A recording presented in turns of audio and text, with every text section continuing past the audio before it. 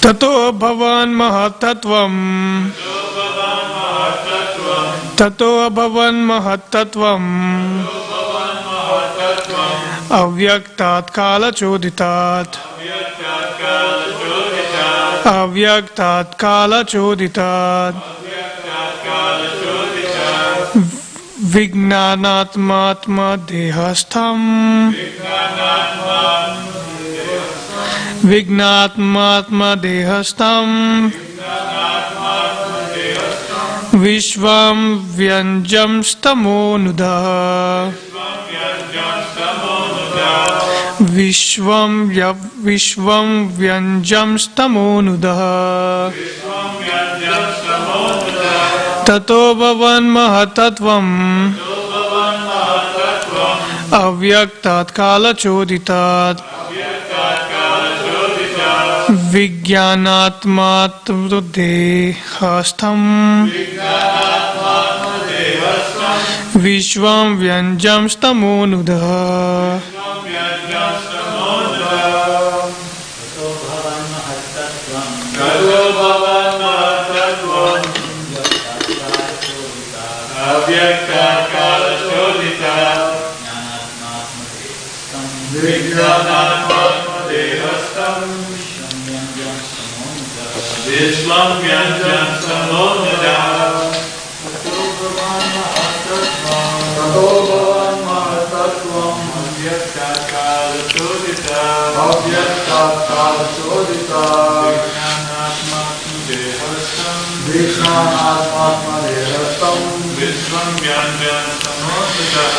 Vishvam vyanjam stamonuda. Tato bhavan mahatatvam. Avyaktat kala choditat. Vijnanatma dehastham. Vishvam vyanjam stamonuda. Please repeat word for word. Tataha, thereafter. Abhavat, came into existence. Mahat, supreme. Tattvam, sum total. Avyaktat, from the unmanifested. Kala choditat, by the interaction of time. Vijnanatma, unalloyed goodness. Atma dehastam, situated on the bodily self. Vishvam, complete universes. Vyanjan, manifesting. Tamahanudaha, the supreme light. Translation and purport by His Divine Grace, A.C. Bhaktivedanta Swami Srila Prabhupada ki Jai. Translation: thereafter, influenced by the interactions of eternal time, the supreme sum total of matter, called the Mahat Tattva, became manifested, and in this Mahat Tattva, the unalloyed goodness, the Supreme Lord, sowed the seed of universal manifestation out of His own body. Purport: in due course of time, the impregnated material energy was manifested, first as the total material ingredients. Everything takes its own time to fructify, and therefore the word Kala Choditat, influenced by time, is used herein. The Mahat Tattva is the total consciousness because a portion of it is represented in everyone as the intellect. The Mahat Tattva is directly connected with the supreme consciousness of the Supreme Being, but still it appears as matter. The Mahat Tattva, or shadow of pure consciousness, is the germinating place of all creation. It is pure goodness with the slight addition of the material mode of passion, and therefore activity is generated from this point. Om Jnanatimrandasya Jnananjana Shalakaya Chakshurunmilitam Yena Tasmai Shri Gurve Namaha. Jai Shri Krishna Chaitanya Prabhu Nityananda Shri Advaita Gadadhara Shivasadi Gaura Bhakta Vrinda. Hare Krishna Krishna Krishna Hare Hare, Hare Rama Rama Rama Hare Hare.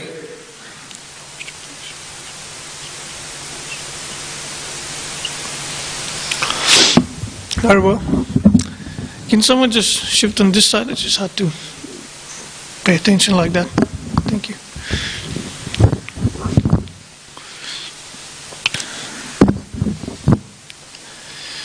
So, we have a very interesting topic of discussion. Too technical for some people. So it is quite a lot of technical topic. We've been discussing about how Vidura has been talking with Maitreya. Now we're just discussing about the creation and the time factor, how time was introduced, and all these technical details. So my knowledge about the technical side of Bhagavatam isn't very good. So I would not try to focus on and speak on something that I am not very confident with. So we would rather just focus on this interesting point from Srila Prabhupada's purport, that everything takes its own time to fructify.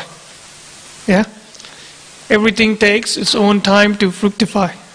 When I read this line, I was very amazed how even in these technical topics of discussion, Prabhupada mentions these deep philosophical points.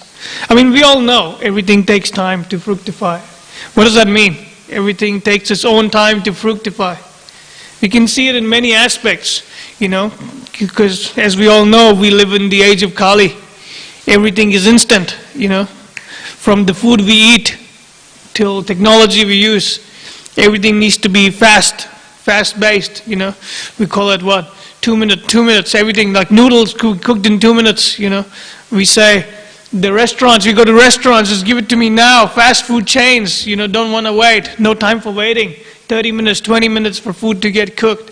Instant. Everything needs to be instant.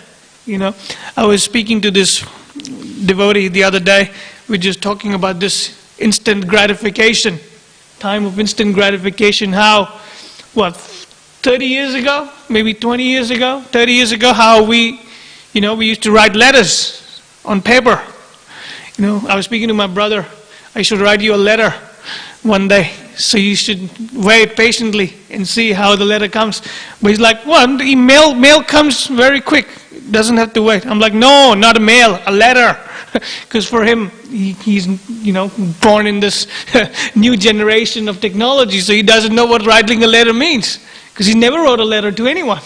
So he can't conceive, he can't perceive this idea of waiting for this letter written by someone, a dear one.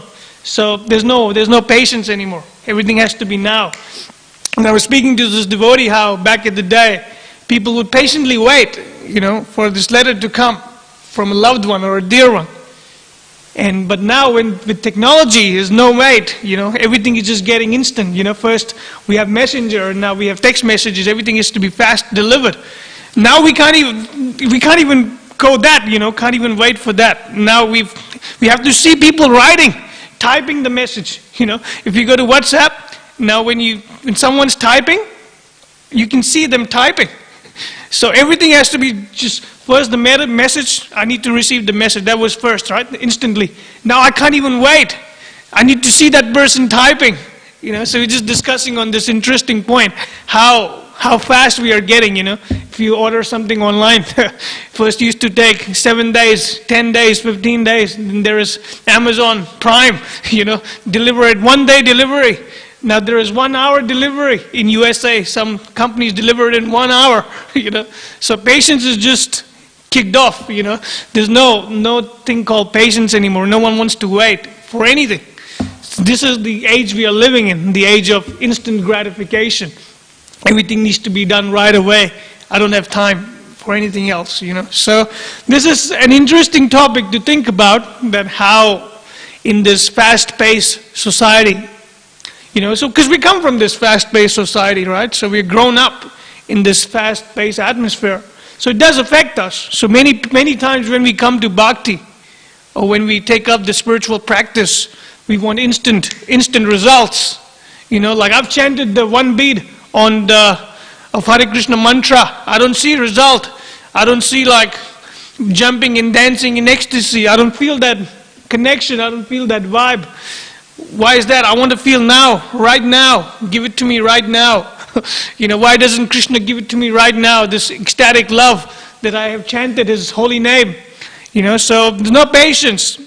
That's why we tell people, bhakti is a lifelong, it's a practice, it's a spiritual practice. It's a lifestyle. So only in time, if we arrange our lifestyle in a certain way, we can see the results of bhakti. I was hearing Radhanath Swami Maharaj, he was giving an outreach talk, and he was giving this example of a bamboo, Chinese bamboo. Anyone seen a Chinese bamboo before? Yeah?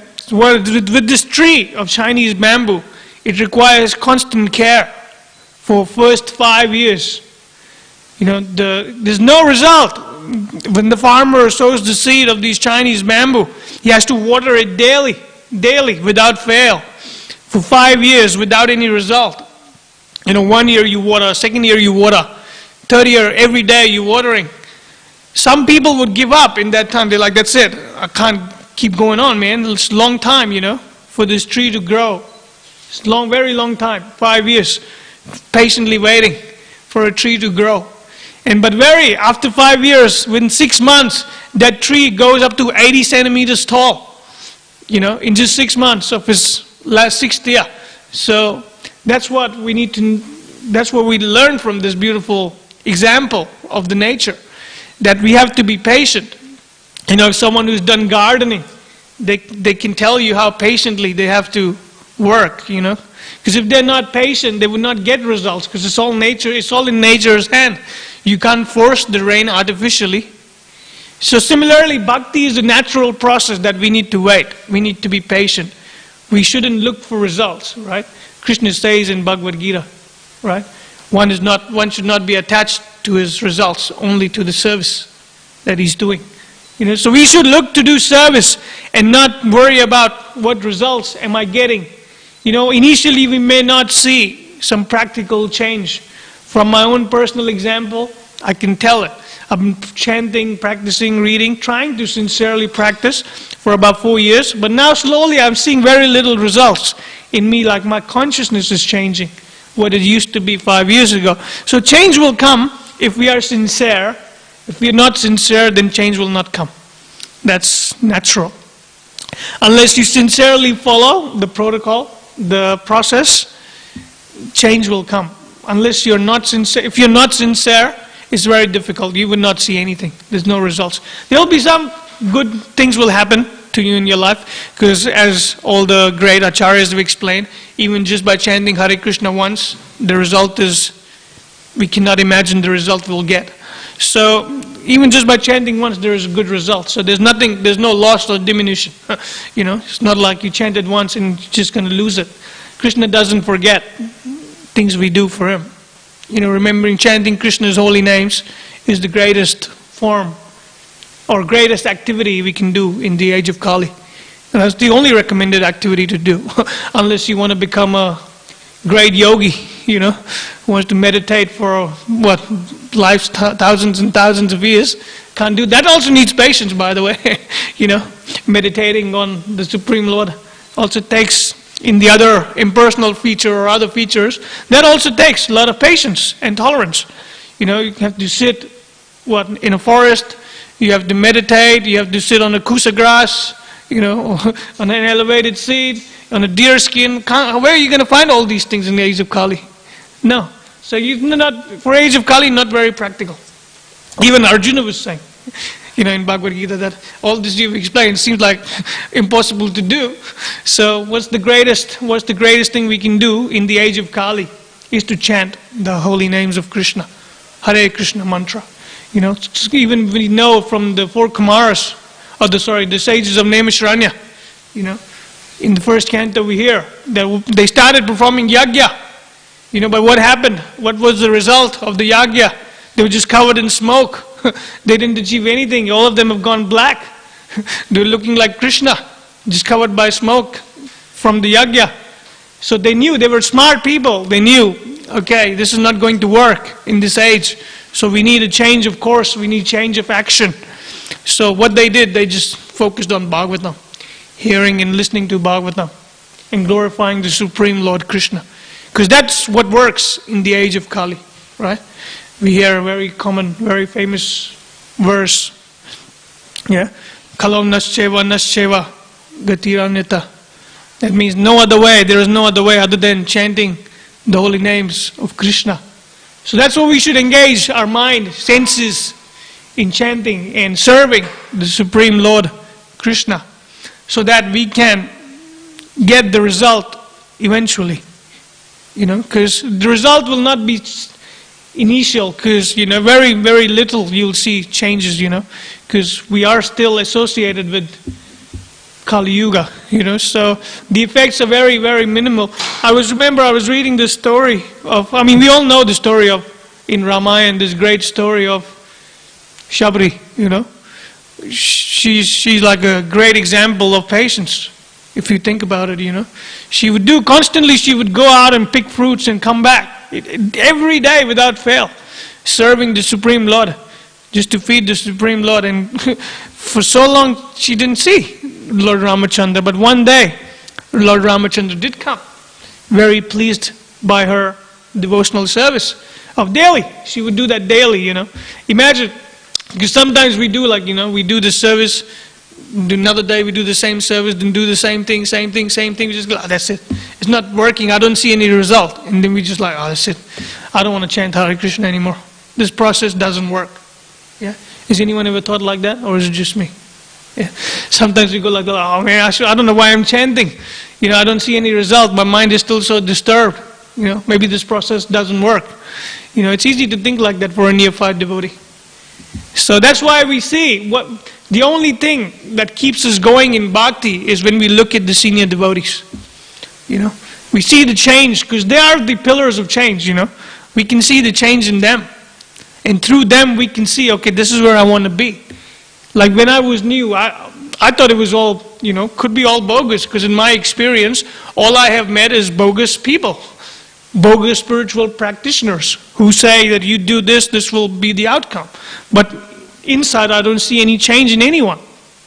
But when I came to ISKCON, I saw many devotees that were actually Krishna conscious, fully focused on just talking about Krishna and bringing people to Krishna. That's the most beautiful thing.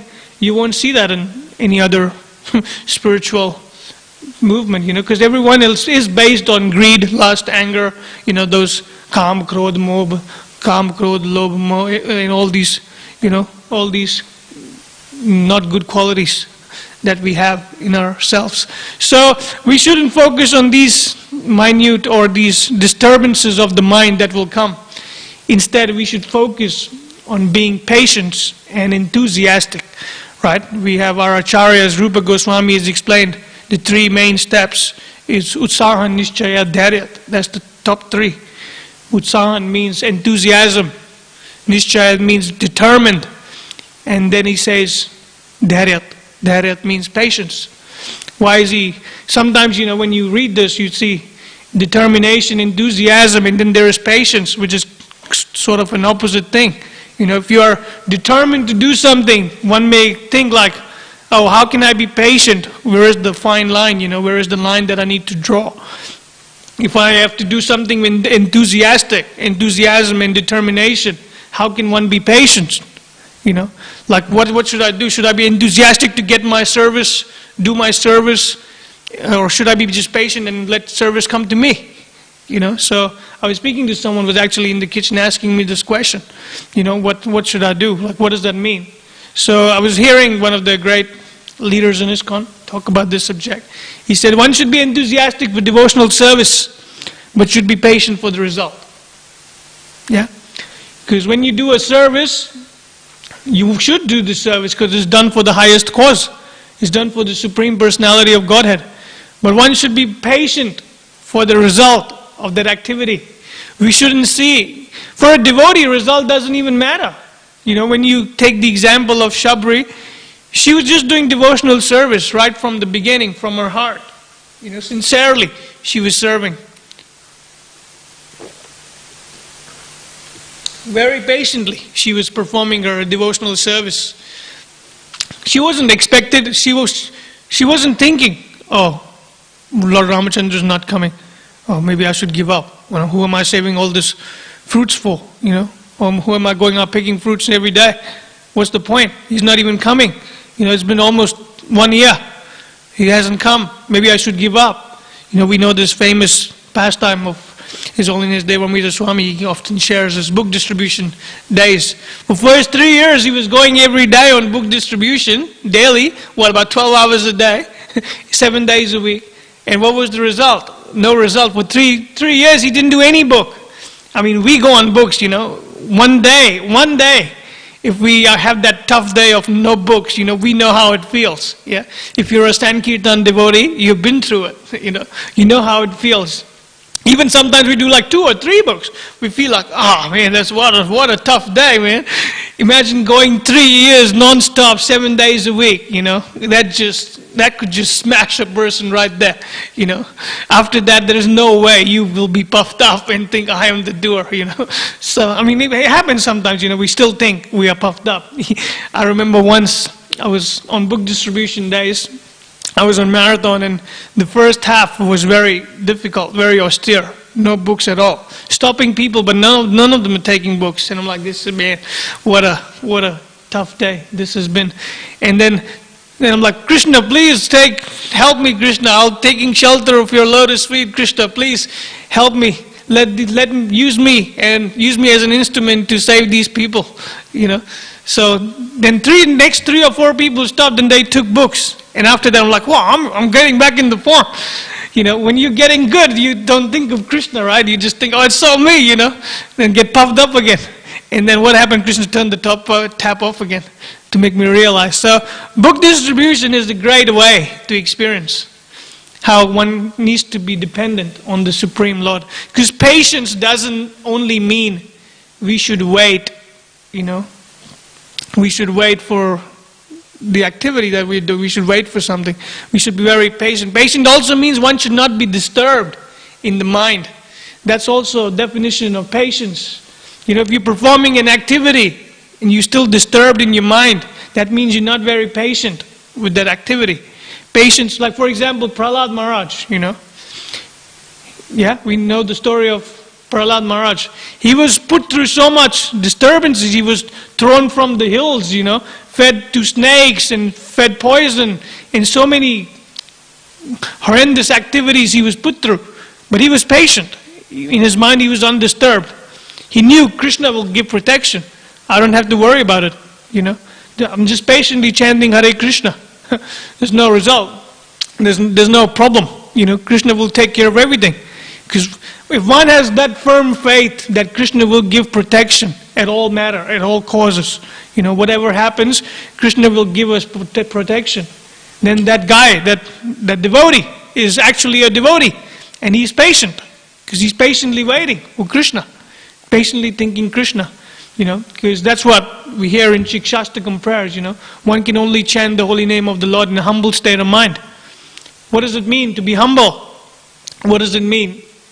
When someone says something to you, the nature of the mind is to say something back in this age of Kali. The only patience, if one is patient, if a person has this quality of patience, he would be tolerant. Because patience and tolerance goes hand in hand. If a person is patient, he automatically becomes tolerant. Because he's not reacting to the things around it, to the senses or the sense objects. That person is patient. So we should try to learn this quality of patience and develop this beautiful quality of patience. Here there is very beautiful pastimes in Chaitanya Charitamrita. There's almost everywhere you see this quality of patience. Like how tolerance, patience, like when Haridas Thakur was getting beaten up in 22 streets, he was just chanting Hare Krishna patiently, He wasn't saying, oh, I'm going to fight back, They can't just beat me like this, I'm such a great devotee of the Lord, What have they got on me, I'll hit them back. No, he was just patiently taking all the beating. Because he knows Krishna is giving protection, just like Prahlad Maharaj. It's pretty much the same. Because Haridas Thakur is the incarnation of Prahlad and Brahma. So, very patient. Even Brahma, when Brahma was so patiently meditating, so much confusion he had in his mind initially, when he was born and he was like, what's going on? Why am I here? What am I supposed to do? But what did he do? When he realized, oh, I need to find the answer, He patiently meditated. And then the Supreme Lord appeared and shook his hand and, told him about the process. What's he here for? So patience is very crucial, Sometimes when we see disturbance in the mind, we should automatically try to be patient. We should focus, okay, I'm getting too disturbed.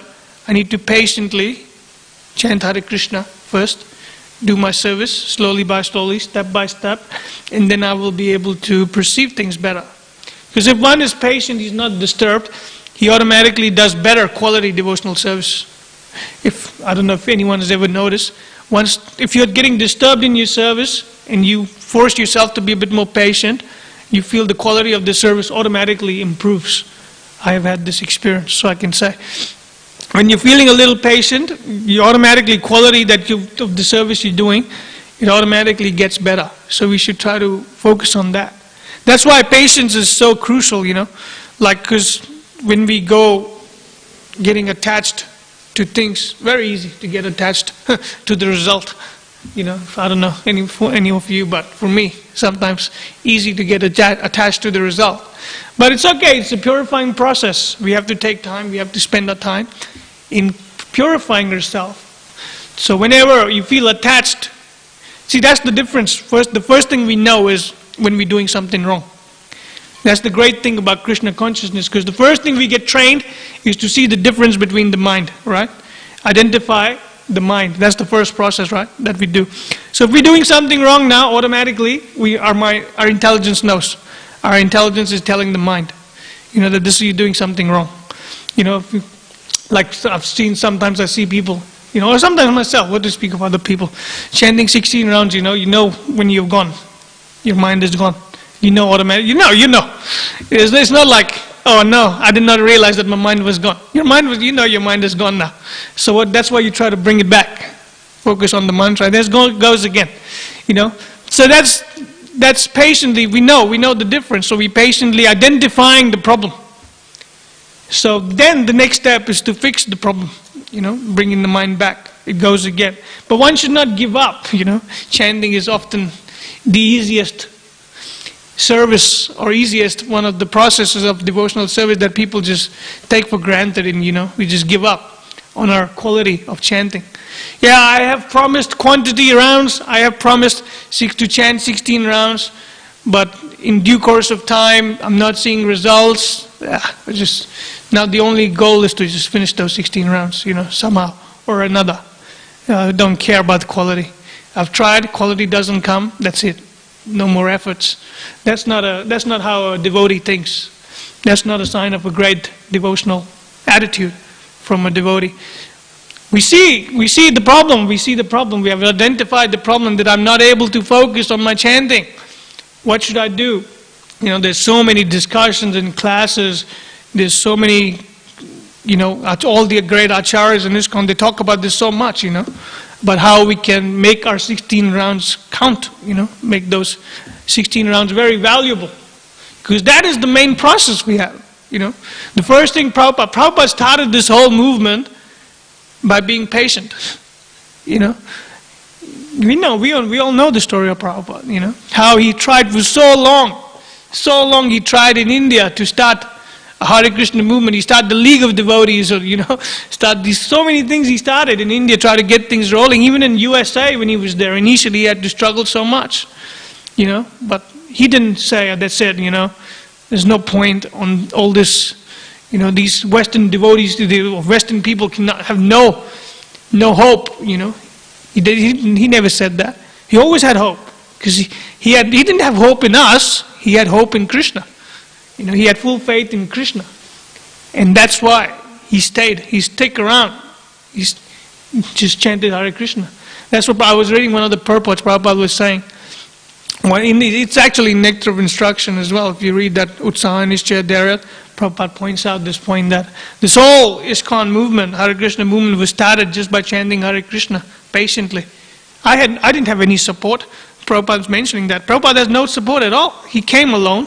He wrote letters back to India asking for help, but no help came. So he knew that when there is no help, there is the supreme help, So he's doing his service that he has promised to his spiritual teacher. Prabhupada is like the great pillar or a great example of patience, you know. When Prabhupada came to the West, there was nothing, practically zero. He had to start from zero. 30 rupees or something he brought with him when he came to USA, which is probably what, less than $10, less than $5. What can you do in that much? But he was patient. He had full faith in Krishna. So that's the point I'm trying to make, that if you have full faith in Krishna, and if you are patient, the quality of devotional service will improve. Like we see Prabhupada, his chanting was so pure. You know, when we put Prabhupada chanting, we see devotees just feel the ecstatic love in just hearing Prabhupada chant. So Prabhupada started this whole movement just by chanting Hare Krishna. You know, so this is the essence. This is the first foundation. This is like the foundation of our society. So we shouldn't take our chanting for granted, you know. Think like it's not going to work because I've tried chanting, it doesn't purify or it doesn't show me any results, so I should just give up this process of chanting Hare Krishna, which is not very good. Instead, we should work more, put some more efforts in, you know. Like for example, when a person, even in the material life, you know, sometimes we feel like, oh, we are stuck. I can't get out of this situation. It's very dangerous. You know, I'm just caught up in the situation and that's it. There's no coming out of it.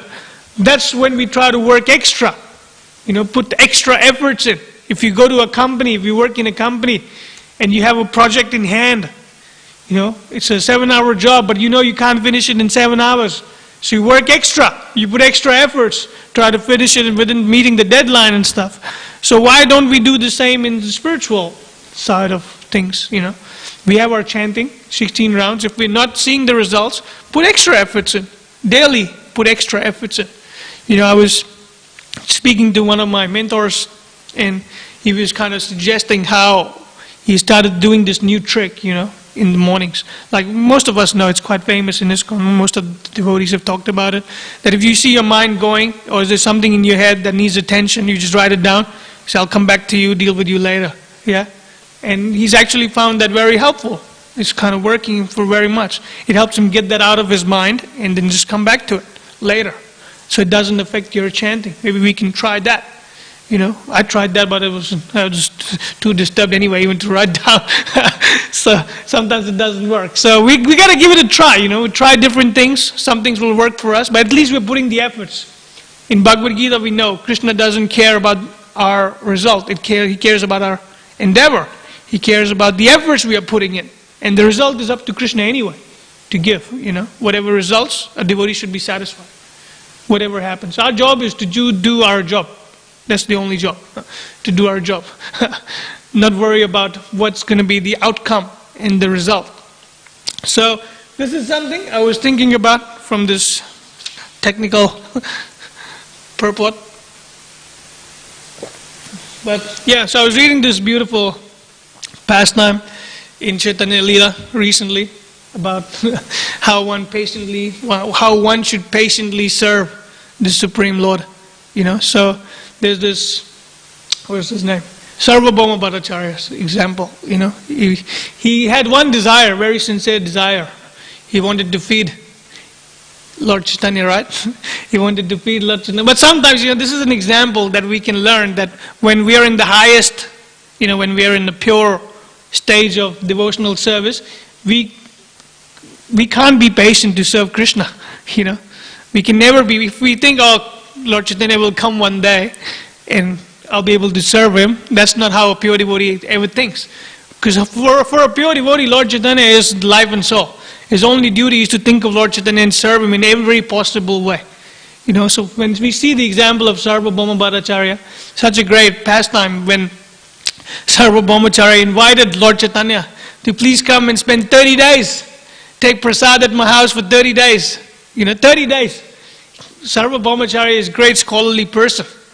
You know, he knows that a sannyasi cannot come and take prasad at a householder's place for 30 days, right? And then he's like telling, please come 30 days, take prasad for a month at my place. And Lord Chaitanya is like, well, that's not possible. Sorry, I cannot do that. That's not possible for a sannyasi. He's like, all right, 25 days, please come for 25 days and take prasad at my house. And then Lord Chaitanya says, One day. Only one day in a month I'll come to your house and take prasad. And then Sarvabhauma is like, one day is not enough. I need to serve you very much. Because that was the time when other associates have went back, they've traveled back. So Lord Chaitanya was kind of in a very secluded atmosphere. So that's why Sarvabhaumacharya saw this opportunity to serve him very nicely, So now he's 25 days, no, 25, not 25 days, 20 days, 20 days. Let me serve you, let me feed you for 20 days. How about that? And Lord Chaitanya is negotiating 3 days in a month. I'll come. They're like, no, 15 days. All right, 15 days, final. Then he kind of negotiated it to 5 days. So this is the attitude we see. When someone is at that pure level, we can negotiate with Krishna in our service. Like this is, for Sarvabhauma Bhattacharya, the only thing he has to do is serve. There's no other desire for him and his wife. There's no other desire other than serving. They're great devotees of Lord Chaitanya. There's no other desire for a devotee, pure devotee, other than serving the Supreme Lord. So this is something we can understand from this pastime. When you're in highest level, you can actually, do things as you like, but not when you are in a neophyte stage. So most of us, this is the first thing that comes to mind, when you think about this. Most of us don't realize that we are actually in the neophyte stage.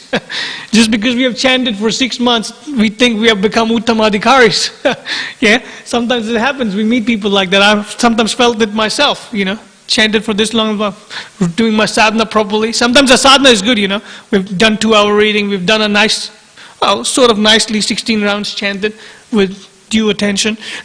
And now we've done our service for the day, and now we feel, I'm great, had an awesome day, my sadhana was good, my service was good, I'm probably elevating. As soon as one thinks like that, we should know we are in neophyte stage. Yeah, because for a pure devotee who's an uttamadhikari, for him, never stops. The service never stops. The more service he does, the less he thinks he has done. Yeah, so when you feel puffed up, having an awesome day in your spiritual practice, and you think that's it, today was an awesome day. It's good to be happy about it, yes. For a neophyte devotee to have a good day of spiritual practice is a very good achievement. But one should not take it like, that's it, next day, nothing happens next day. That's it, one day of spiritual day, now for 2 months, take a little break. I'll try it later after 2 months. So this is not how we should be. For every day, we should be patiently performing our service and activity in our spiritual atmosphere. And please take association of devotees as well. The advanced ones. The ones who are focusing on trying to get better in their spiritual quality, in their sadhana, quality of their sadhana, rather than just being around devotees who have neglected their sadhanas. Because devotees are still devotees, they're good to have around, but if you want to be enthusiastic or you want to develop these great qualities, we should be around devotees who are trying sincerely to develop those great qualities. So I'll stop here. If there's any questions, comments, corrections. Yes, Prabhu. So, because of patience, how long we should do meditation? Is there any duration that we have to do meditation? How long are you patient? You should ask yourself, how long can I be patient? In material life, there is no patience. Like my Gurudev gives example, right? You're working in an IT firm, and you would like to be a manager at some point. You can't just automatically be a manager. You have to start from intern, put all the hard work in, do all the donkey work, take all the nonsense from other people, survive. It takes about 30 years, 40 years, to get up there. And it's not even guaranteed you'll get up there, in the material world. There's no guarantees. Yeah, but you're still patiently doing. Why are you doing it? He was giving an example of, I think it was Qantas, some CEO of Qantas Airlines, who started as the mailman or something, and in 50 years he was finally able to become like the CEO or something. So he was patient. He just did. See, that's the thing. When we see about patient, we need to know what are we being patient for. The first thing we think is, I'm not getting result, so I lose my patience. That's what I'm trying to say. That's not what a devotee would think like. A devotee would think like, I have to be patient in my service, not the result of that service. So when you say, how long should one be patient? I would say you should be patient until you have purified yourself from the anarthas. That's the whole point of being patient, is to clear. Then after that, if something doesn't happen, which will happen, of course, if you've purified yourself, you're chanting properly, you will see the result. You become you've advanced yourself from those bad habits. And you see the difference automatically. Because unless we have faith, that the only reason we would doubt, the process or the faith is because we have lack of faith. If you're not patient, one of the reasons is probably because you don't have enough faith. You haven't developed enough faith in the process of devotional service. I was speaking to this Prabhu the other day that how can one be, I was actually not speaking, I was hearing someone speak to someone else, and he was asking this question about how can one develop the quality of patience. He said to have kids. If you have kids, you feel more, you learn patience. But for brahmachari, if you want to learn to be patient, you go on books. That's the great way to develop patience. But to answer your question directly, how long one should wait, I would say just until you get purified. Wait to see until you get purified. Keep up the process until you feel purified. Do you have something to add to that? Like something, you would like to add something to that point? All right, so anything else? Anyone else? Or, all right. Granth Srimad Bhagavatam ki jai, Jagat Guru Shri Prabhupada ki jai, Nitya Gaur Premanandi.